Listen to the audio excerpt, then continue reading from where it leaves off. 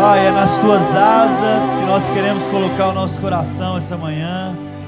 É nas asas daquele que habita no mais alto lugar, mas do mesmo também que prometeu que se corrêssemos, que fugíssemos para os lugares mais profundos, o Senhor também estaria ali. É nessas mãos, é nessas asas que nós queremos descansar o nosso coração, que representa o nosso sentimento, mas também que nós queremos descansar a nossa mente, que representa o nosso intelecto, Jesus. É nesse lugar, não há outro lugar. É face a face, é te conhecendo através do meu irmão, da minha irmã. É esse lugar, Pai, de descanso, de segurança e de proteção que nós queremos. Nós oramos isso em nome de Jesus, amém e amém. Amém? Senta no seu lugar aí. Uma alegria ter você aqui essa manhã. Hoje, para você que não sabe, é considerado o Dia Mundial da Conscientização do Autismo no mundo, né? Então, já é mundial, é no mundo todo.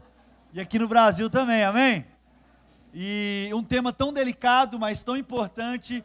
A gente vem crescendo cada vez mais o número, as especialidades, os detalhes.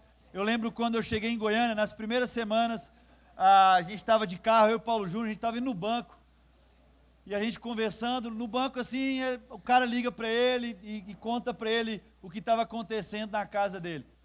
E aí eu fui ouvindo, porque eu gosto muito de aprender, ouvindo, e no jeito, e o Paulo Júnior, entendi, ouvindo. Aí ele colocou no Viva Voz, porque tem hora que, se você ligar para ele, for um trem que ele quer me ensinar, ele coloca no Viva Voz, viu? Cuidado. Mentira. Verdade. E aí ele colocou lá e tal, e a pessoa falando, e chorando e tal. E aí a gente já sabe que o gordinho já vai dar uma para sacudir, né? Para ensinar. E aí naquele dia ele falou algo com a pessoa, enfim, foi um tempo muito precioso para ela, para ele. Vou também revelar a pessoa, né, gente? Vocês já estão curiosos, né? Mas não vou falar não, nem sei o nome da pessoa. Mas aí ele compartilhando, no final daquilo que eu aprendi, e isso foi costurando também na vida do Marlos, da Ju, na vida de várias outras famílias, como a vida que nós vamos ouvir também, a família do Danilo. Mas ele disse algo que me marcou muito, eram os primeiros dias meus aqui em Goiânia, e ele falou o seguinte: Mateus, os problemas não são feitos, não acontecem para ser resolvidos, mas é para promover o quê? O encontro. Amém? Os problemas não estão aí para serem resolvidos, e quando os problemas vêm, quando o diagnóstico vem, quando a palavra vem, quando uma voz vem, às vezes a gente quer resolver rápido demais, a gente está tão focado no problema, e a gente esquece que é para promover o encontro. E aí ele foi compartilhando, enfim, foi muito ministrado naquele dia por ele, e ouvindo, e depois ele foi compartilhando de histórias aqui do Alfa Mall, de tantas famílias, de tantos homens e mulheres, que às vezes chegam para a congregação com os problemas, meio desesperados, mas acontece que ele se encontra, e o encontro é transformador. E hoje, no Dia Mundial da Conscientização do Autismo, a gente queria muito que o Danilo estivesse aqui, mas, lógico, nesse dia tão forte para eles dar, a esposa está no evento, ele está lá cuidando do filhão, mas ele deixou um vídeo, eu queria que a gente pudesse assistir aí, com toda a nossa sensibilidade, amém? Bom dia, povo de Deus, graça e paz seja com todos, hoje, amanhã e sempre. É um privilégio muito grande estar aqui com vocês, gravando essa mensagem, nesse dia 2 de abril, Dia Mundial de Conscientização do Transtorno do Espectro Autista. E assim, repartir um pouco com vocês algo que Deus tem colocado no nosso coração, que nós temos meditado, buscado entender melhor em Deus e, de fato, buscado enxergar de uma maneira mais aplicável, né, mais prática na nossa vida. Eu queria repartir com vocês um texto que está lá no livro de Ezequiel, no capítulo 1, que diz assim a partir do verso 26. Por cima do firmamento que estava sobre a cabeça dos seres viventes, havia algo semelhante a um trono.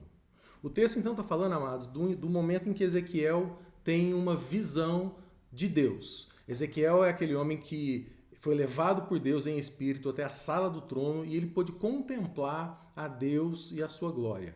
E ele descreve isso no livro e é uma descrição muito forte, muito chocante, muito vívida em muitos aspectos e muito profunda, cheia de simbolismos. E esse aqui é o momento. Ezequiel então está falando do momento em que ele tem essa visão, que ele está diante de Deus e ele começa a descrever. Diz assim, Por cima do firmamento que estava sobre a cabeça dos seres viventes havia algo semelhante a um trono, como uma safira. E sobre essa espécie de trono estava sentada uma figura semelhante a um ser humano. Em algumas versões diz semelhante ao Filho do Homem. Vi que essa figura era como metal brilhante, com um fogo ao redor dela, desde a sua cintura e daí para cima. E desde a sua cintura e daí para baixo, vi que essa figura era como fogo e havia um resplendor ao redor dela. Como o aspecto do arco que aparece nas nuvens em dia de chuva, assim era o resplendor ao redor. Vou repetir verso 28. Como o aspecto do arco que aparece nas nuvens em dia de chuva, assim era o resplendor ao redor. Esta era a aparência da glória do Senhor. Ao ver isto, eu caí com o rosto em terra e ouvi a voz de quem falava. Amados, assim, eu tenho meditado a respeito disso porque nosso grande desafio é glorificar a Deus. E em glorificar a Deus, discernir a sua glória.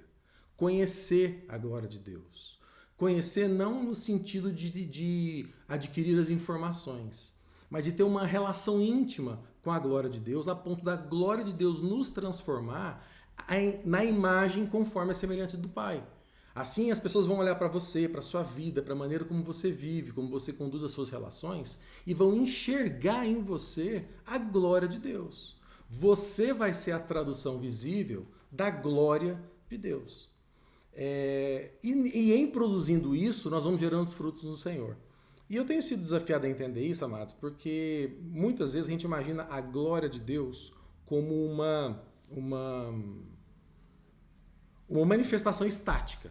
A glória de Deus é aquela revelação, aquela luz brilhante que vem da parte de Deus e de maneira constante, de maneira homogênea, de maneira uniforme. Mas o que o Ezequiel nos apresenta, amados, é, na verdade, uma outra visão.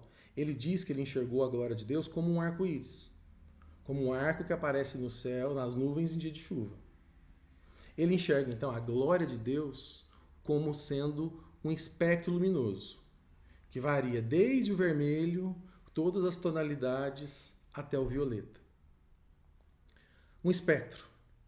E eu tenho buscado meditar sobre isso, amados, como a glória de Deus se apresenta na forma de um espectro. Porque muitas vezes, amados, nós achamos que Deus é glorificado na uniformidade. E Deus não é glorificado na uniformidade. Deus é glorificado na totalidade. Isso inclui todos. Isso significa que todos têm um lugar. Todos estão ali dentro. Todos estão incluídos na revelação da glória de Deus, na manifestação da glória de Deus.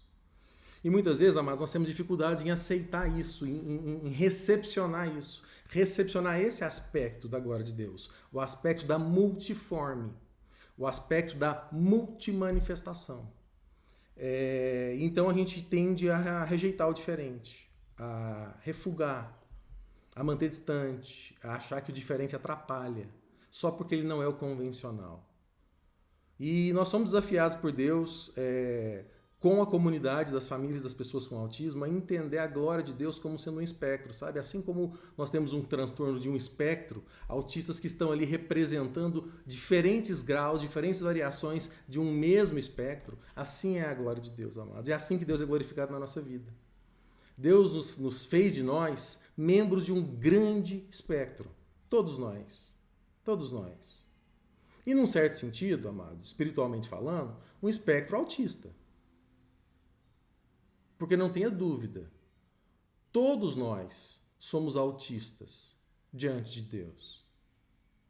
Eu falo isso como pai de uma criança autista, sabe, amados? Porque o meu empenho, muitas vezes, com o meu filho, é estabelecer com ele uma relação onde ele me entenda, onde ele me deixe entrar no mundinho dele. E eu consiga, dentro desse mundinho, fazer uma relação. Conversar e ser entendido, ensinar a ele as coisas que eu tenho para ensinar. Esse é o meu grande desafio. E Deus, como Pai, tem esse mesmo desafio conosco, Ele tem esse mesmo desafio comigo. Nós somos esses autistas. diante de Deus, que o Pai está ansioso, deseja ardentemente uma relação conosco, onde Ele possa olhar nos nossos olhos, olho no olho, e falar conosco, e ser ouvido, ser entendido, mas a gente insiste em viver no mundinho do nosso autismo pessoal, o mundinho que a gente criou pra gente, um ambiente totalmente artificial que nós criamos, e a gente insiste em viver essa vidinha, enquanto o Pai está constantemente, incessantemente se empenhando, se esforçando para ter conosco uma relação de pai e filho. E a gente aqui, preocupado com o nosso mundinho. Todos nós somos autistas diante de Deus.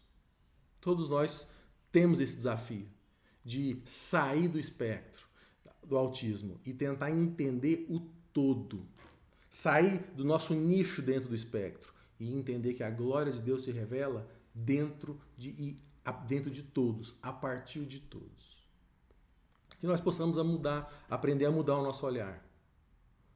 Essas pessoas com autismo, elas não são pessoas diferentes de nós, à parte de nós. Elas são como nós, são a gente. Nós somos como elas diante de Deus. E nós possamos, então, ter um olhar diferenciado, que nós possamos nos relacionar com elas de uma maneira diferente, aprender com elas, aprender que os desafios delas são nossos desafios. As dificuldades dela de sair do mundinho reflete a nossa dificuldade de sair do nosso mundinho. Que nós possamos, assim como Ezequiel, ser removidos desse mundinho, levados até a sala do trono e contemplados a maravilhosa beleza do espectro.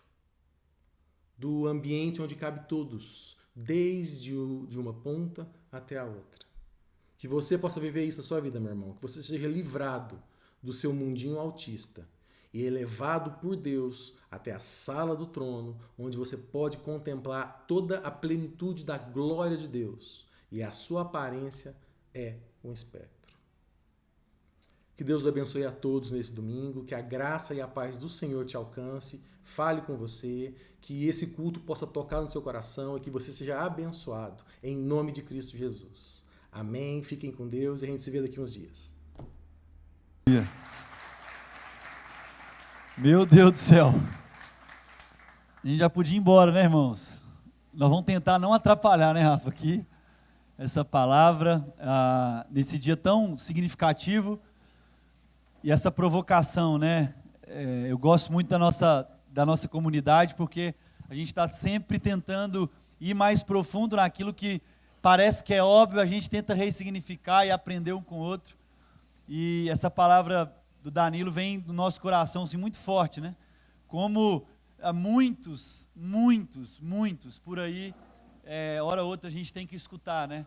Nosso Deus que me livre de um filho assim. Uma vez eu escutei isso de um jovem, eu falei, Deus o quê? Deus que me livre de um filho assim, cansa demais. Eu falei, e você é o bonitão que, você não cansa ninguém. Você é o...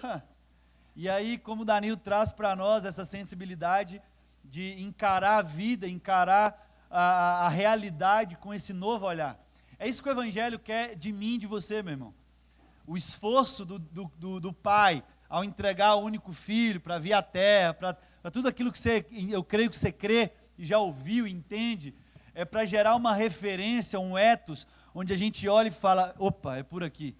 É por isso que o jeito de olhar, a justiça muda, o jeito de reagir transforma, porque agora é um novo olhar, é uma nova percepção daquilo que ele vem revelando. Amém?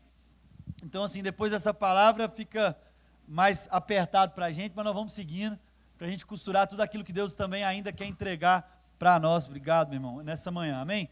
Eu queria pensar com você, continuar essa mensagem do Danilo, pensando, eu comecei a compartilhar isso com os nossos jovens na quarta-feira aqui na nossa comunidade. Eu sou um cara muito criativo, assim, em ouvir e imaginar as coisas. Eu imagino as coisas, você vai me contando as coisas, eu vou imaginando a cena. Eu tenho um pouco de problema assim, na concentração.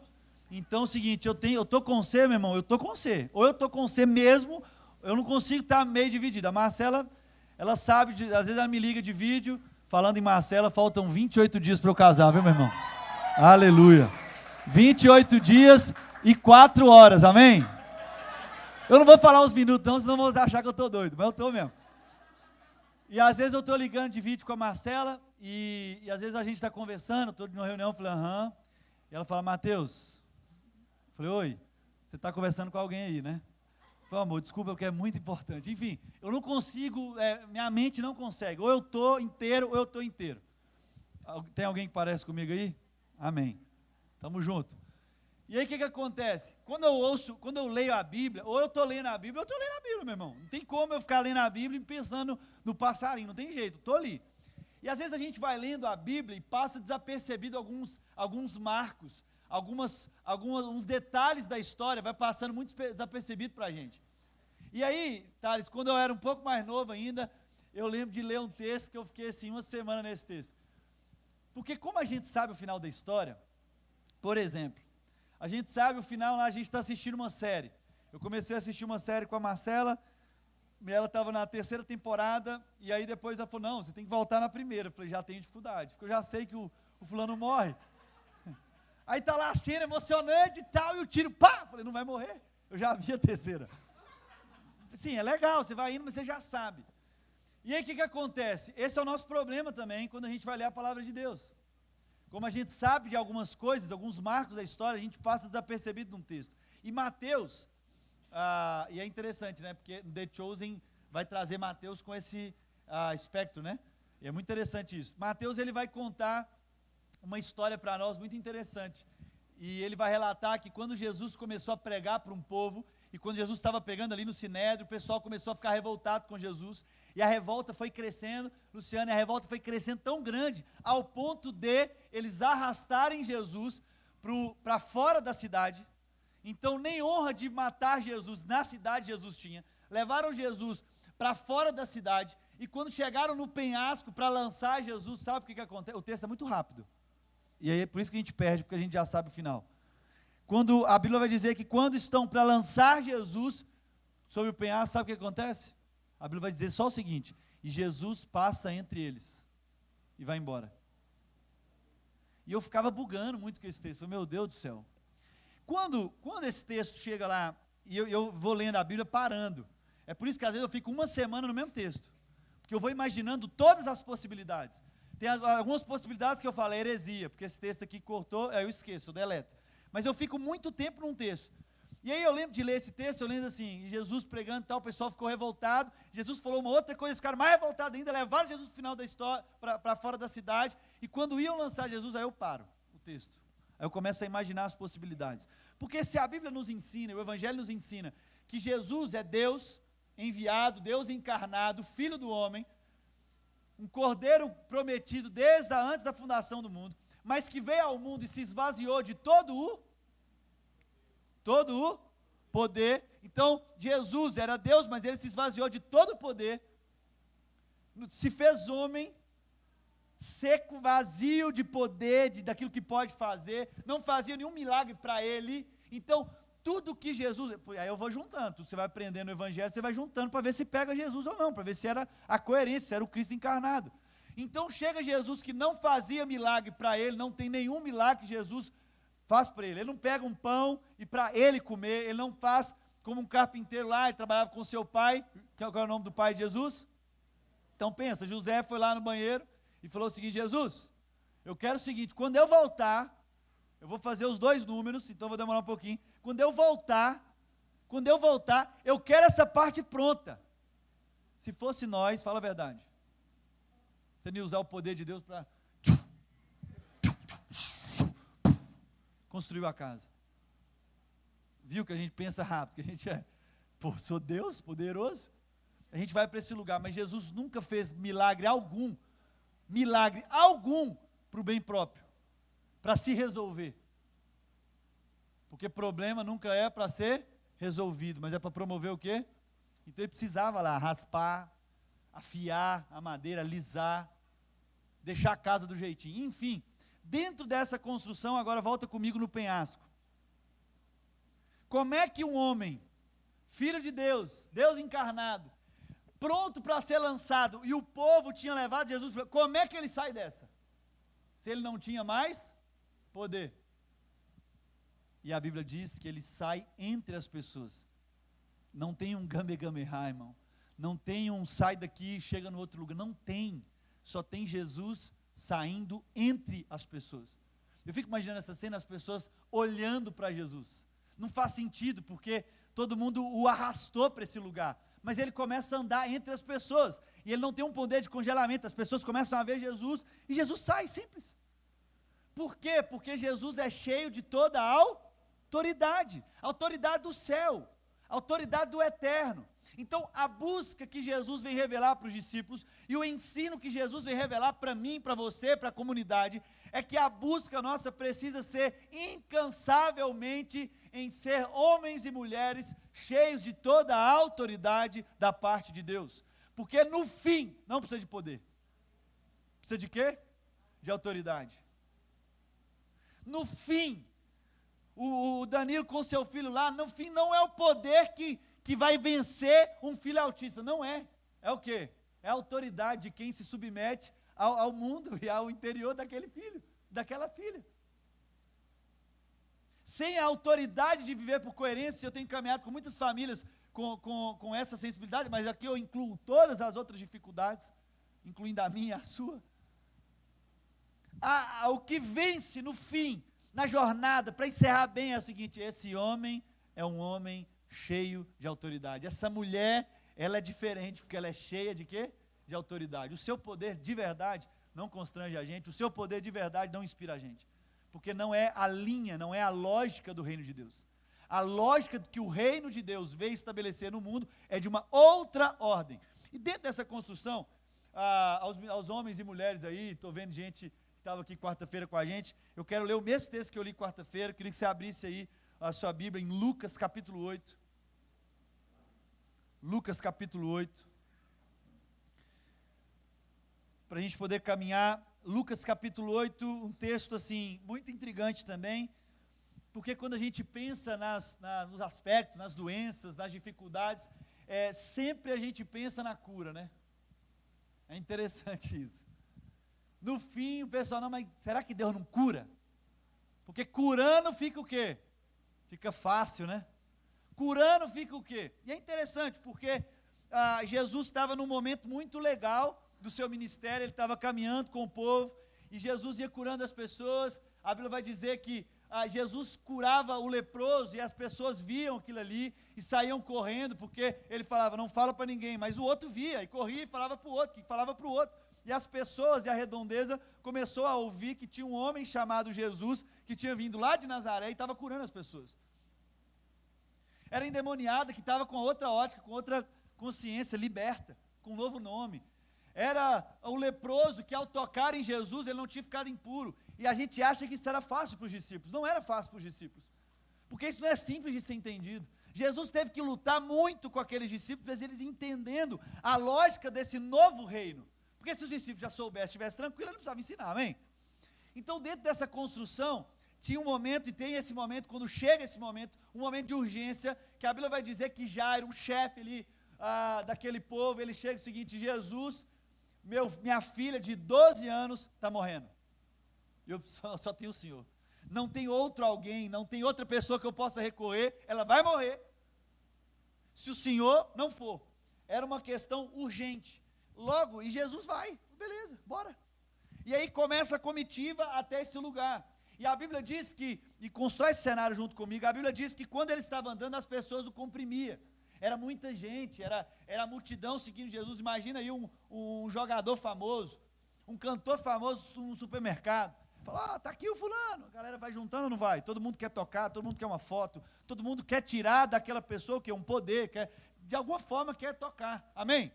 Então, quando a pessoa está comprimida a uma multidão, a gente vai andando e vai sendo difícil. Você acha que, sabendo que Jesus chegou para um cara que era paralítico de nascença e falou só o seguinte com ele: entendi, você crê? Crê. Então, levanta e anda. Sua fé o salvou, pega a maca e mete marcha. E as pessoas ouviam isso. Esse homem é muito poderoso. Logo, quem aqui tem parentes, amigos que têm alguma doença? Seja um câncer, está quase morrendo, ou tem uma doença de pressão, quem aqui tem familiar com algum certo tipo de doença? Amém. Você sabendo disso, você não ia ficar desesperado para ir atrás desse homem? Se falasse que Jesus estava aqui hoje, meu irmão, em pessoa, curando assim, você acha que esse alfamol não estava pequeno? Você acha que já não ia ter um povo falando assim, bora para o autódromo, porque cabe mais gente? Porque as pessoas queriam o quê? Tocar em Jesus, porque talvez um toque poderia transformar. Aí essa história que a gente vai ler agora, e ontem a gente estava no aniversário de uma das nossas jovens aqui, pastoras nossas também, e eu pude compartilhar esse texto lá também, que ela carrega muito dessa autoridade. Eu queria ler com vocês essa história. É o seguinte, quando Jesus voltou, a multidão recebeu com alegria, pois todos o esperavam. Então um homem chamado Jairo, é aquilo que eu já construí com vocês, prostrou aos pés de Jesus, falou, minha filha está morrendo, vamos comigo. Versículo 43 do capítulo 8. Estava ali certa mulher que havia 12 anos vinha sofrendo de hemorragia e gastara tudo o que tinha com os médicos. Gastaram o quê? Tudo o que tinha. Então ela tinha, né? Para gastar ela tinha. E tinha pouco? Para a Bíblia falar, gastava tudo o que tinha, ela tinha muita coisa. E com todo tipo de medicina. Com todo o recurso que ela tinha, ela fez tudo aquilo que ela poderia fazer com o recurso que ela tinha. Amém? Ela gastou o quê? Quase tudo? Ela deixou uma reserva? Ela gastou tudo. E gastando tudo que tinha com os médicos, não deu certo, ninguém pôde, ó, para você ver o que a Bíblia vai dizer, mas ninguém pudera curá-la. A gente, sabendo da história de Jesus, logo a gente imagina que quem vai curar ela? Quem? Vamos continuar a história. Ela chegou por trás dele, tocou na borda do seu manto e imediatamente cessou sua hemorragia. Foi uma cura imediata. E aí vem uma voz dizendo o seguinte, quem tocou em mim? É outra cena que eu paro também e eu não entendo Jesus. Porque eu fico assim, gente, é muita gente tocando o cara.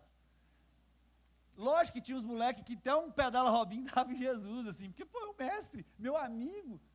Era um carinho, tem gente que queria dar um carinho em Jesus, tocar no cabelo de Jesus. Fala, meu Deus do céu, é o mestre aqui, aquele que tem curado, aquele que salvou minha mãe, aquele que salvou meu sobrinho. E aí dentro desse cenário, Jesus manda parar a comitiva, e eles estavam indo para um lugar que era o quê? Urgente. A filha de Jairo, com quantos anos? 12 anos, estava o quê? Estava para morrer. Então não era um trem simples, estava urgente. Mas Jesus para a urgência por causa de um encontro.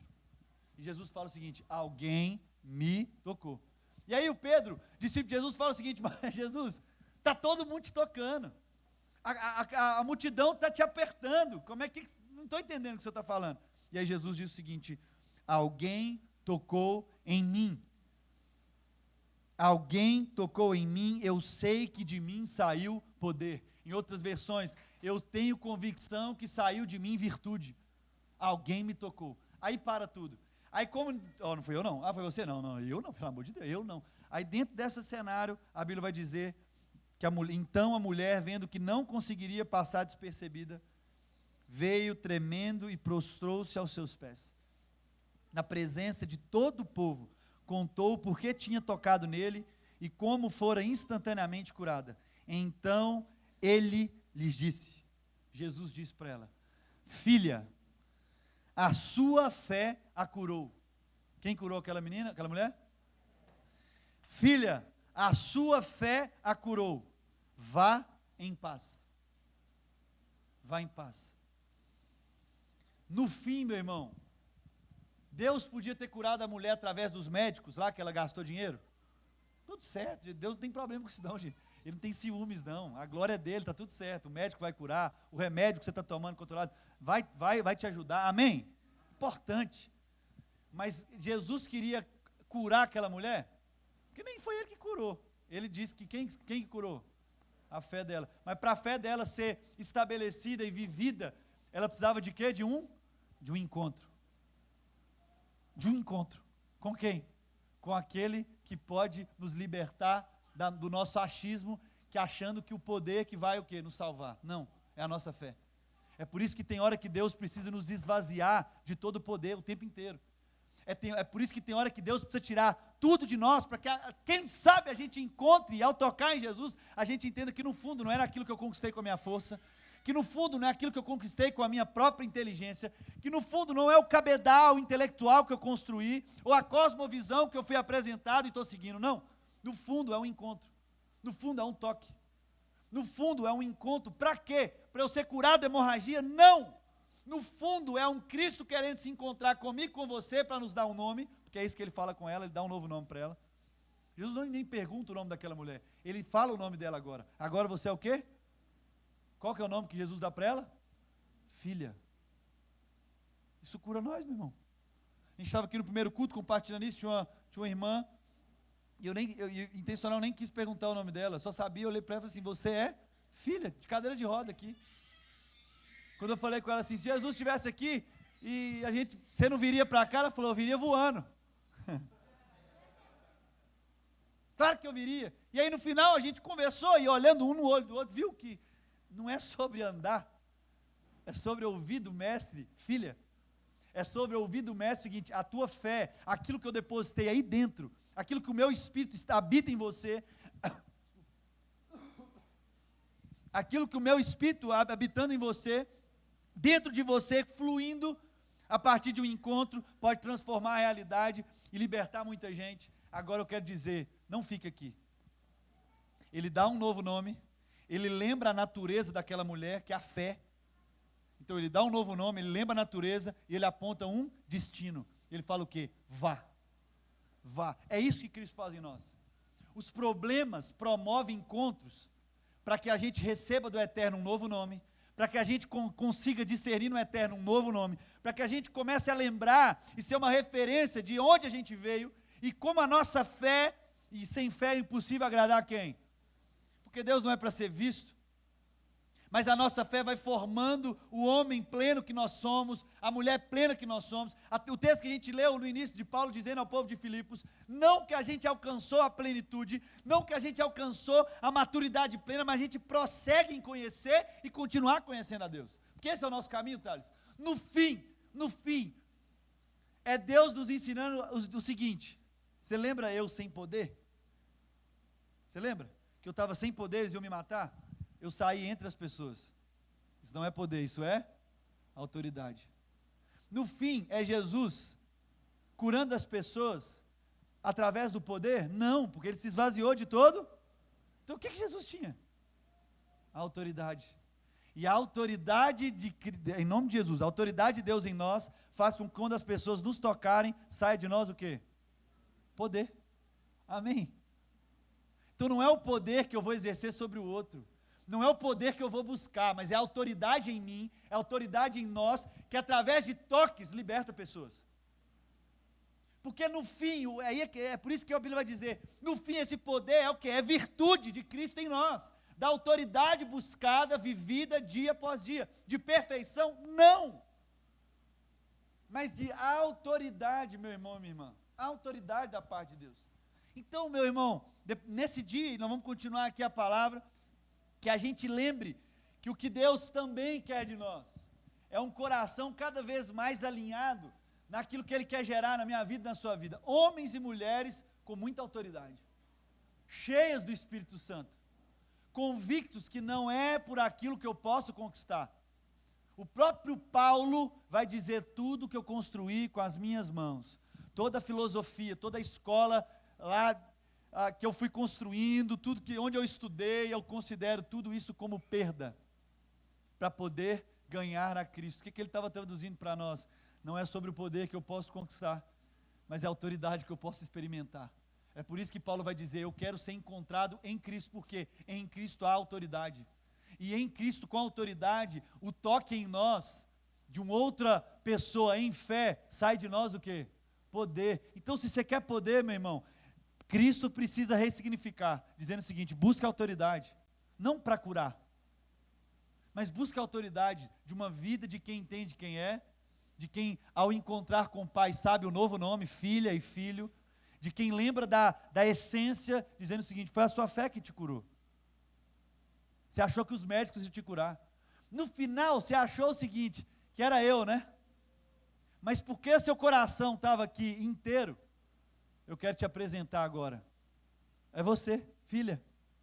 Você tem um pai, você tem uma linhagem, você tem família, e você tem algo dentro de você que eu depositei. Agora vá, caminhe, vá para a direção. Quem aí já jogou pôquer? Ou joga pôquer? Joga, não precisa falar que você joga não, porque a mulher vai te cutucar e falar assim, né? Já jogou pôquer? Levanta a mão aqui rapidinho, já jogou pôquer. Amém, meu irmão? Aí de trás aí, Eu não queria nem jogar com você, que você tem uma cara que é bruto, viu? Você não engana não. Mas tem uma jogada no poker que significa all-in, né? O que significa essa jogada, meus irmãos e minhas irmãs? É quando a gente o quê? Aposta tudo, quando a gente joga todas as nossas fichas. No fim, essa mulher não sobrou ficha nenhuma. Ela gastou tudo, Thales, tudo com os médicos. E o que Cristo quer da minha vida e do seu coração, meu irmão, para ir entendendo o reino com a clareza que Ele quer revelar em nós, é quando eu e você, assim como essas jogadas, nós colocamos um all-in, onde a gente deposita tudo, onde a gente não guarda ficha nenhuma, para ver que vai que Deus não cura, vai que Deus não faz, vai que Deus não resolve. Não. O que Deus quer de nós é um coração inteiro, para entregando tudo, Ele poder fazer na medida, no jeito e na forma que Ele quer. Amém? Alguns vão sair da cadeira de roda, outros não. Mas todos, ao encontrar com eles, com o coração que aquela mulher tinha, com o coração que eu e você, Lavina, precisamos ter, Ele vai dizer: filha, você tem um pai, você tem família, você tem o Espírito Santo dentro de você, e agora eu te digo, vá. Amém? Que o Senhor e o Eterno nos ajude a ir. Amém? Vamos falar sobre esse, né? Porque às vezes vocês nem reparam algumas coisas, mas o primeiro culto eu comecei, Mateus continuou, e aí logo em sequência aqui, antes de começar, eu virei para ele e falei: cara, começa, eu vou depois.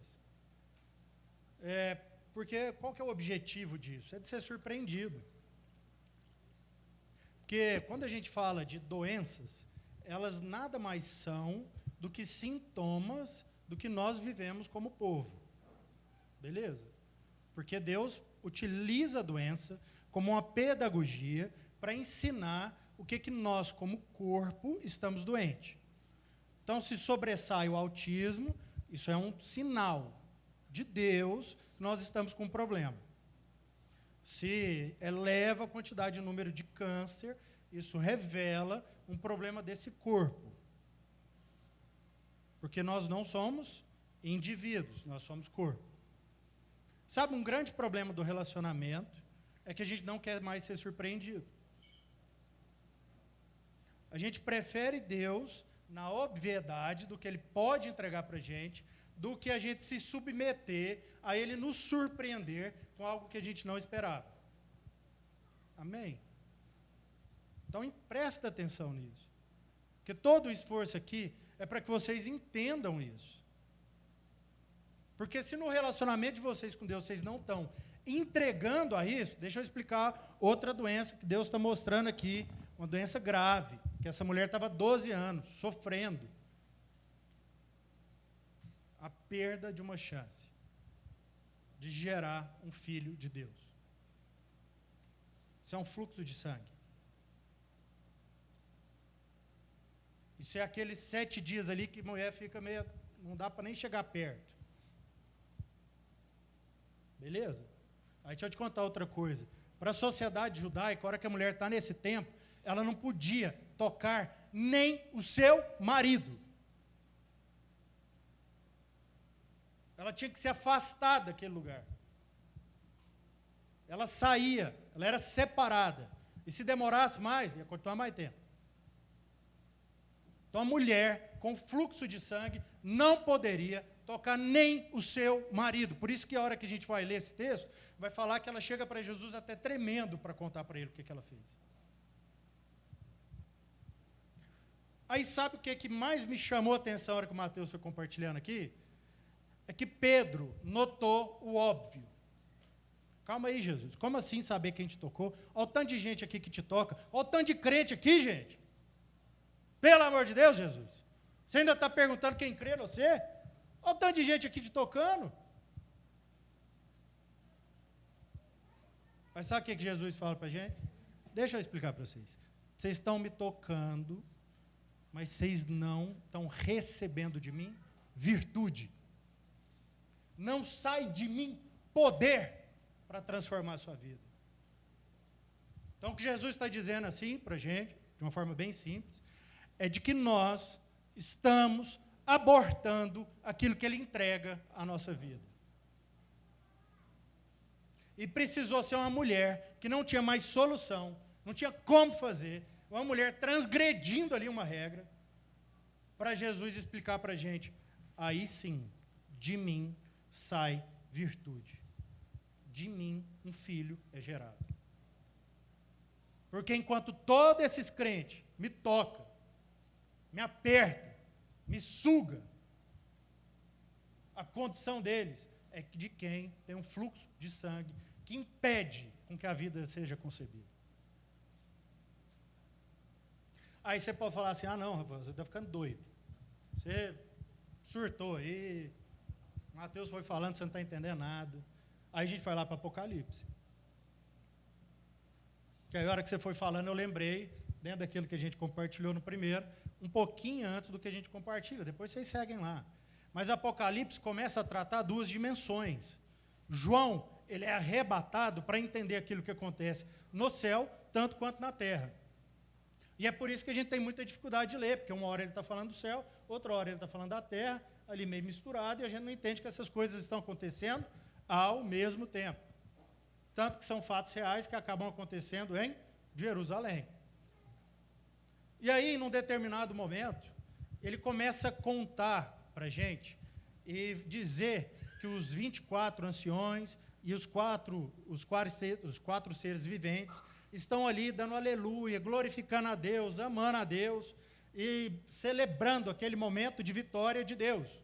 Está lá no capítulo 14, quem quiser buscar. Aí sabe o que acontece no capítulo 14, um pouquinho mais à frente?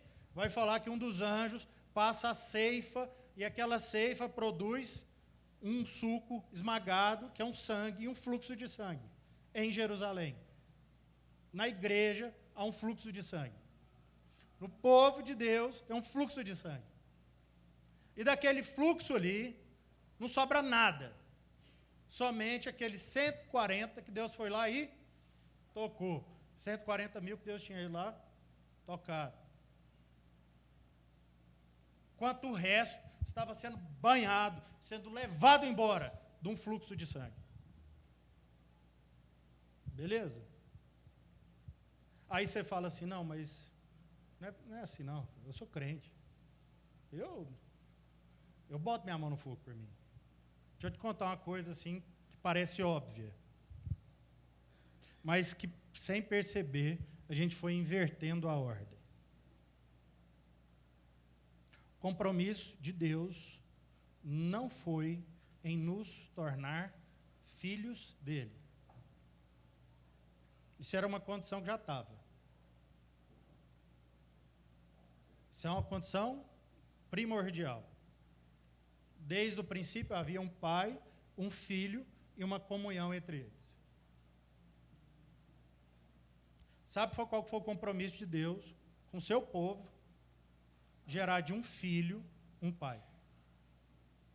Então Jesus vem, enquanto filho encarnado, e morre na cruz como quem? Como um pai. Por quê? Porque ele era o unigênito, se tornou primogênito. E aí, sabe qual que é o nosso problema nisso tudo?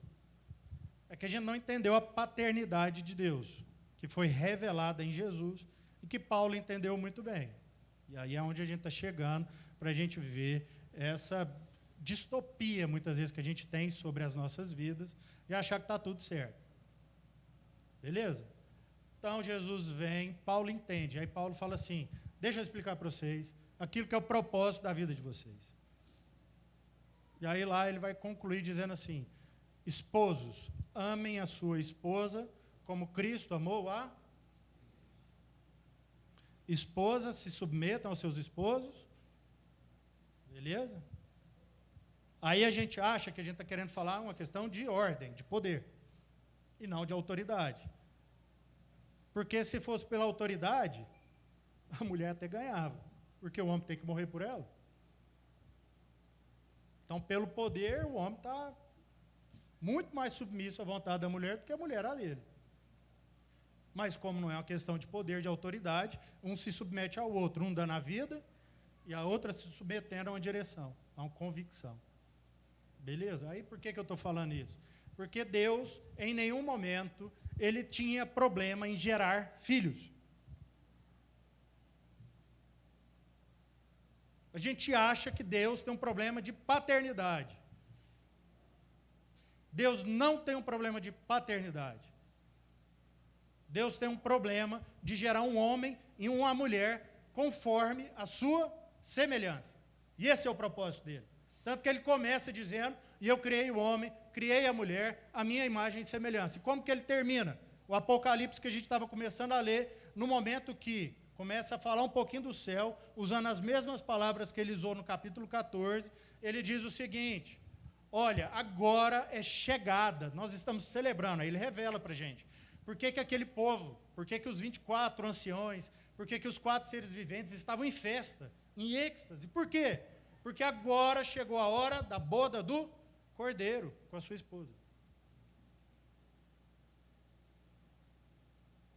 Então, o propósito das nossas vidas não é meramente sermos bons pais, como a gente tem sido pressionado a pensar. O propósito das nossas vidas, e aí eu não estou dizendo entre homens casados ou não, tem nada a ver com isso. Porque você pode ser solteiro e se submeter a isso. Você pode ser solteiro e se submeter a isso. A gente acha que a gente só vai conseguir revelar isso quando a gente materializar. E não, Jesus não está falando de uma materialidade. Ele está dizendo o que vem antes.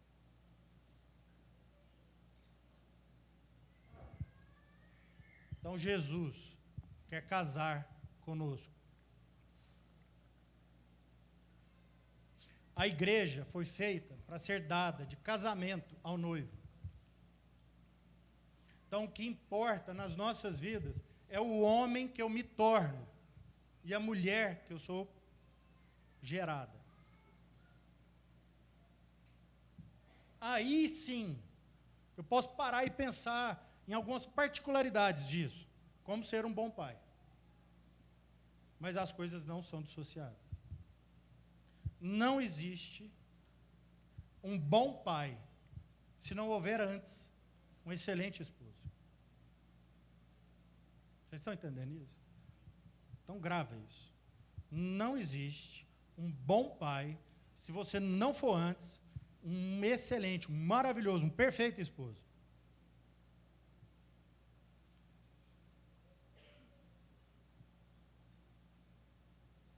Não adianta você ler o que for, gravar o que quiser, se antes você não amar a sua esposa como Cristo amou a igreja. Como se você estiver pronto para dar a sua vida em favor dela. E essa é a construção do Evangelho. Isso é a maturidade que Deus espera dos seus filhos. Para que não seja uma multidão que esteja pronta a tocar Jesus, mas com um fluxo de sangue. Mas que seja uma multidão que, ao tocar em Jesus, sua virtude, o seu sêmen, gerou um filho em si.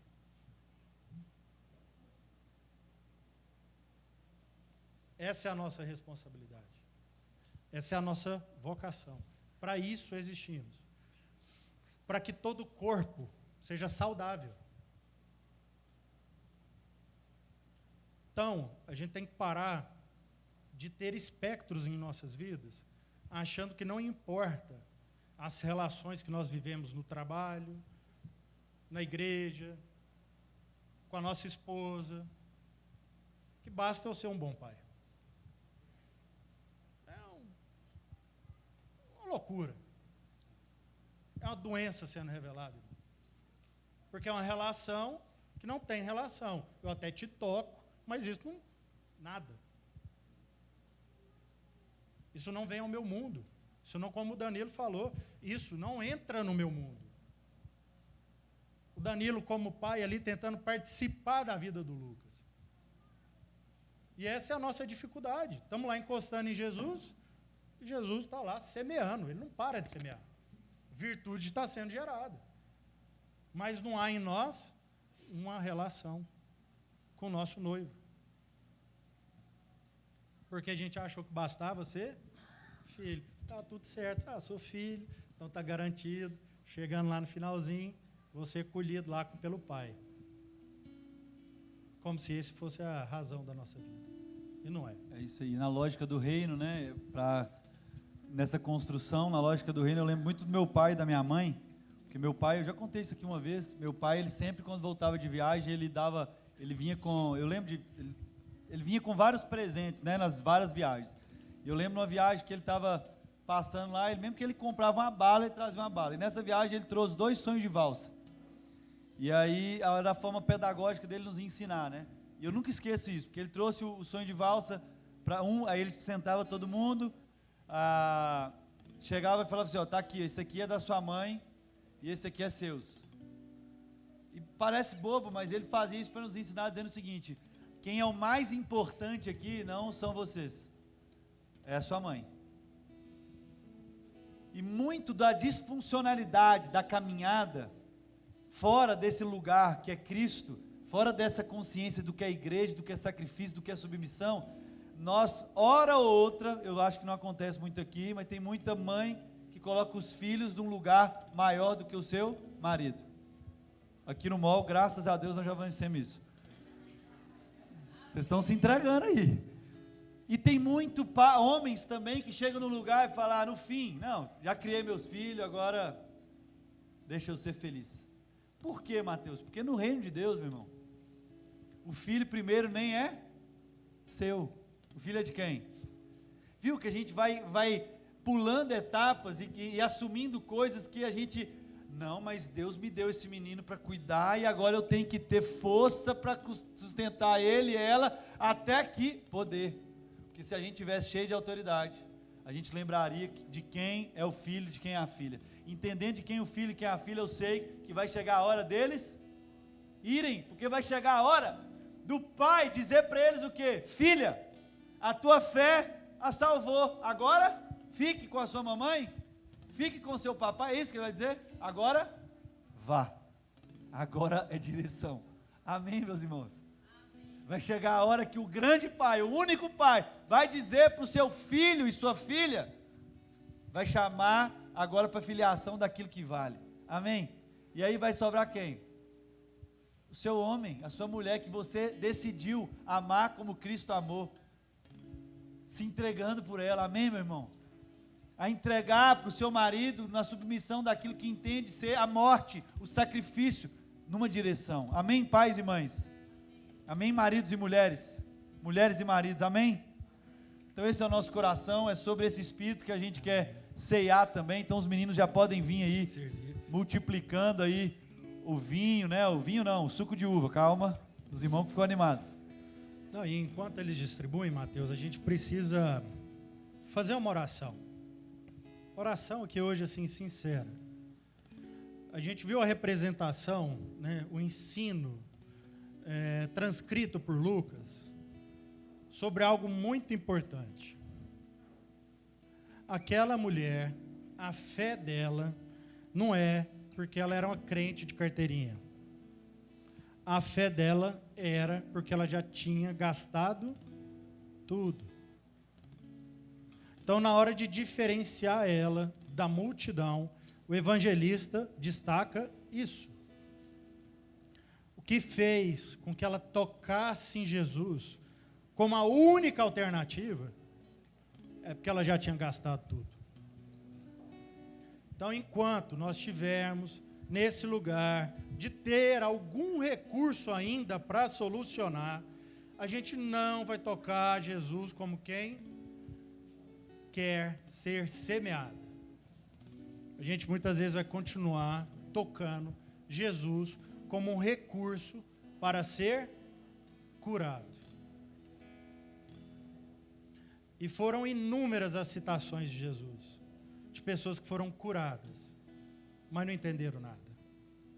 Então, amigo, meu irmão, minha irmã, baixe sua cabeça, peça para Deus.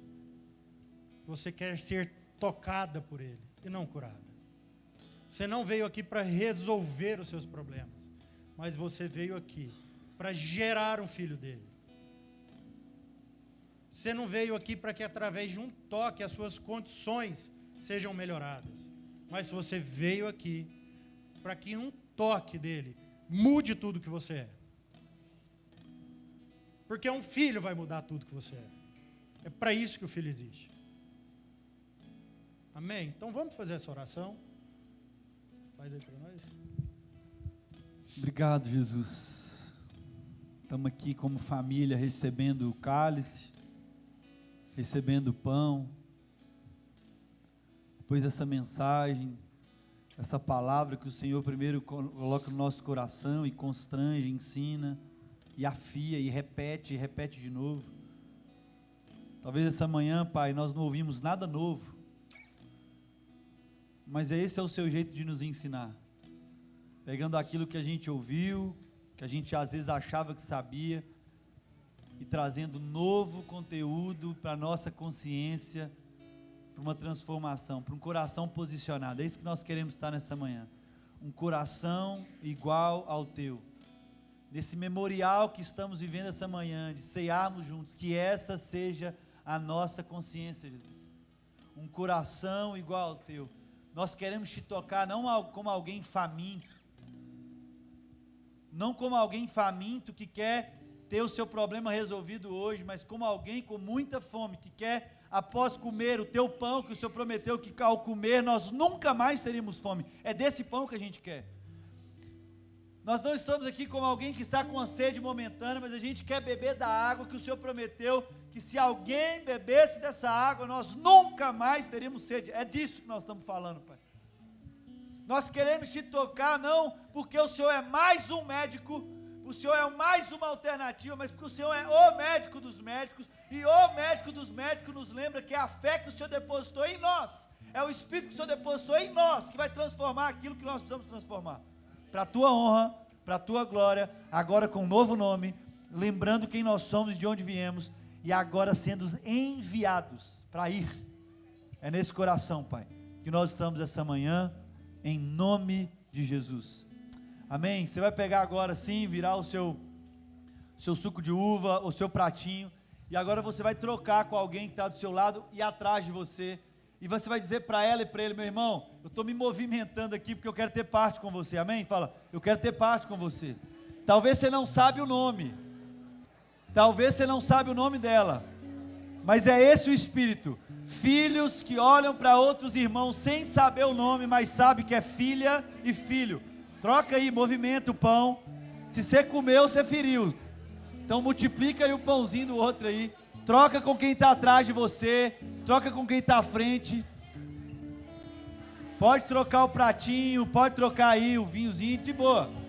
Só não pode ficar só no casal aí, amém? Já encarna essa mensagem, meu irmão. Se movimenta, deixa alguém te tocar aí no ombro, deixa sair virtude do seu irmão, deixa sair poder da sua irmã, amém? Pode trocar o vinho também, tá tudo certo, troca o vinho, troca o pão, amém? Agora que você trocou, eu queria que você pegasse aí o pão. Senhor, nós entregamos isso aqui, não porque há mistério nisso, não há nenhum poder no elemento, mas há um poder no movimento, a autoridade no movimento, quando os filhos, ao lembrarem do sacrifício do Senhor, repartissem o pão.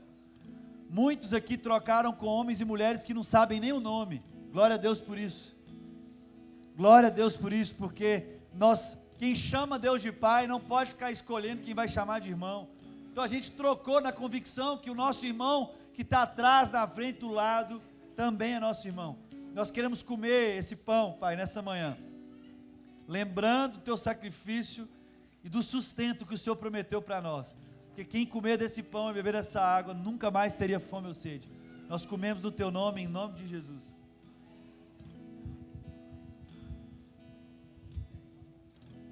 Amém. Abram o suco, o vinho.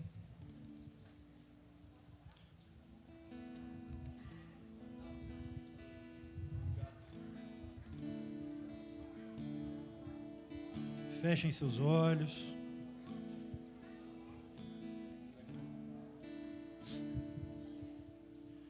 Pai, obrigado pelo esposo que o Senhor me entregou. Quero que esse sangue derramado por Ele não passe despercebido pela minha vida. Quero gerar frutos disso. Quero gerar filhos disso, Pai. Então permita, Senhor, com que eu não perca as chances que o Senhor tem depositado na minha vida. Que o Senhor interrompa esse fluxo de sangue que tem jorrado pela minha vida. Para que eu receba apenas o sangue, o sêmen, o sacrifício daquele que casou comigo, Pai. Obrigado, Pai, por fazer de mim uma mulher frutífera. Faça isso de nós, Senhor. Gere isso em nós, Pai. Sabemos que somente quando abandonamos tudo e te tocamos, é que isso faz sentido em nossas vidas, Pai. E é isso que te pedimos essa manhã. Que esse suco, esse símbolo, toque no mais profundo das nossas almas, Pai. Em nome de Cristo Jesus. Amém.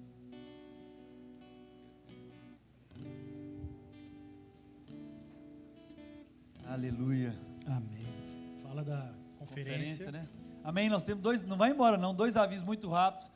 Você vai sair dessa, tem muita gente que vai para a igreja e fala, meu Deus do céu, eu estou saindo mais poderoso. Você não vai sair mais poderoso, você vai sair agora cheio de, mas vai sair poder de você, amém? Então eu queria que você prestasse atenção no seguinte, dia 13 ao dia 15, nós vamos ter aqui a conferência Sal da Terra, vai ser lá na 90, no nosso espaço ali na rua 90, dia 13, 14, 15, dia 13 é o Alfa Mall que abre ainda a conferência, Paulo Júnior, enfim, vai ter em Uberlândia, Goiânia, São Paulo e Salvador, em loco, e em Goiânia vai ser lá na 90, você vai lá no site do Ministério Sal da Terra, ou no nosso Instagram também, que nós estamos sempre postando lá, Sal da Terra Alfa Mall, para você participar desse tempo. Você mulher, cadê as mulheres aí? As mulheres, agora eu vou perguntar de novo, as mulheres animadas do Alfa Mall, cadê as mulheres animadas do Alfa Mall? É isso aí, a Maísa tem um aviso aqui especial, já coloca aí para nós aí. Bom dia, eu tenho um aviso e um breve testemunho. Então, nós temos na nossa primeira quinta do mês, toda primeira quinta, nós temos o Entre Amigas. E nós vamos estar falando sobre emoções. Quem vai estar conosco aqui é a Maria Ângela, vulgo Lalá, e também a Larissa. A Lalá é uma das nossas conselheiras aqui, né, na igreja, e a Larissa, ela é psicóloga. Então, fica o convite para todos. E eu quero estender o convite para as mães trazerem as filhas. Eu sou fruto da insistência da minha mãe. Então, desde que eu era adolescente, a minha mãe me levava para chá de mulheres, onde mulheres mais velhas falavam, cantavam, né? E ela sempre insistia, né? Ia eu e a minha irmã, e muitas das vezes as músicas dos anos 90 não eram assim muito bonitas, a gente ria, eu e a minha irmã, pelo amor de Deus, que coisa cafona. E a minha mãe só olhava para a gente assim, e a gente, oh meu Deus do céu, aí cantava a música, e aí eu via aquelas mulheres, mas o que a minha mãe ensinou a gente? A minha mãe ensinou a gente a considerar mulheres mais novas, mulheres mais velhas, conselho de todos os tipos de mulheres. Nós estamos infantilizando as nossas filhas. Infelizmente, eu não tenho filhas, só tenho filhos. Mas a gente não pode correr esse risco. Nós temos que ensinar as nossas filhas também a ouvir mulheres mais velhas. E ouvi-las, considerá-las e respeitar, muitas das vezes, aquilo que é diferente, né, daquilo que a gente pensa. Então, eu recebi esse presente da minha mãe. Então, eu vou fazer um convite para as mais novas, para que vocês possam vir, assim como eu ia, com o coração aberto, né, para ouvir pessoas mais velhas falar de coisas, às vezes, que vocês pensam que vocês não precisam, mas que vai contribuir para o crescimento. E o convite para as mães trazerem as filhas e ensiná-las a ouvir coisas que, às vezes, não, que bate no coração delas e volta. Às vezes, esse é um momento depois, né, nós vamos estar falando de emoções, no outro momento em casa, vocês vão ter oportunidade de estar falando coisas que foram faladas ali naquele momento. Então, é um convite para todas nós, amém? Então, fica aí, vai ser na quinta-feira aqui mesmo. Nós depois vamos ter um momento de compartilhar, né? Nós vamos ouvir, depois nós vamos formar pequenos grupos para compartilhar sobre isso. Então, você é muito, muito bem-vindo aqui, amém? Amém. Coloca aí também o nosso dízimo, as nossas ofertas. Você que é da casa, responsável, você também tem a responsabilidade sobre os nossos desafios. Filhos e filhas, irmãos e irmãs, a nossa fé nos curou. Vamos em paz, amém? Deus abençoe.